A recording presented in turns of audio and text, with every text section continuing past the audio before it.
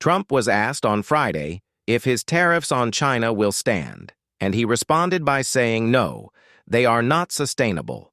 But these tariffs are still in place and could be implemented sooner than we all thought. The government shutdown is now expected to last 42 days, and earnings season is upon us. This week will be explosive.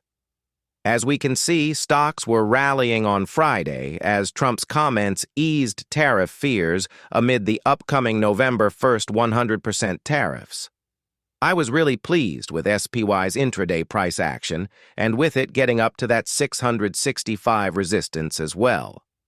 But on Friday, he was asked if his 100% tariff on China will stand, and he responded by saying no. And he also told reporters that the current tariffs on China were not sustainable.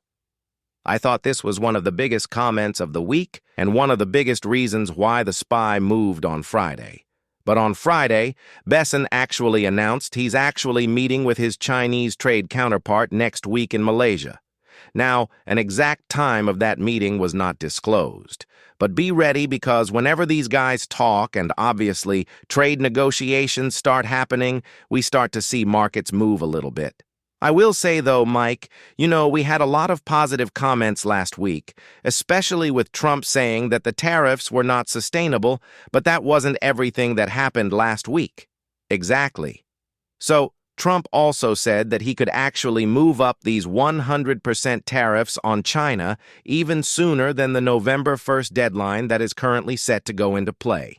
So, I thought that was kind of interesting, and it's definitely a little bit worrying for markets as well, where if we see these 100% tariffs go into effect sooner than we all thought, that can definitely be a big negative development. We'll see what happens, though. But another thing, Tom, is this government shutdown, because not only is it still shut down, but it is actively getting worse. What is going on here? This is pretty insane. I cannot believe that Kai is actually showing 42.7 days as the forecast for the government shutdown right now.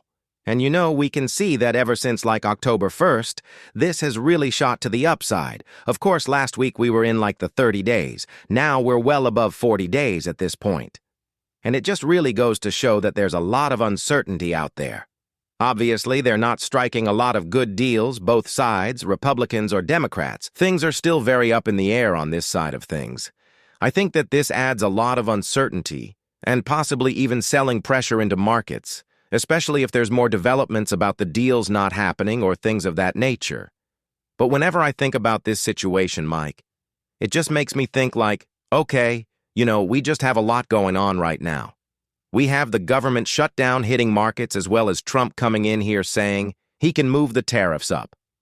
I mean, there were a couple positives last week, but I got to say, I feel like the negatives still outweigh a lot of the positives going on. Well, let's take a look at the SPY.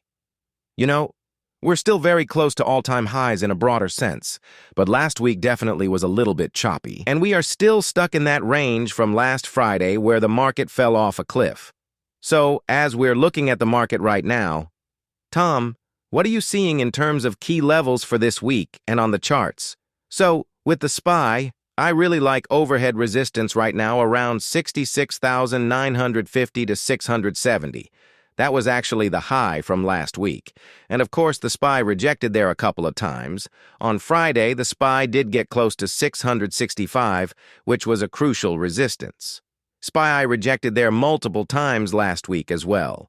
So with it sitting there going into this week, we need to really make sure that we see a good extension above this 665 range up towards that 670 mark. And I'm sure the bulls are going to be looking for a 670 breakout.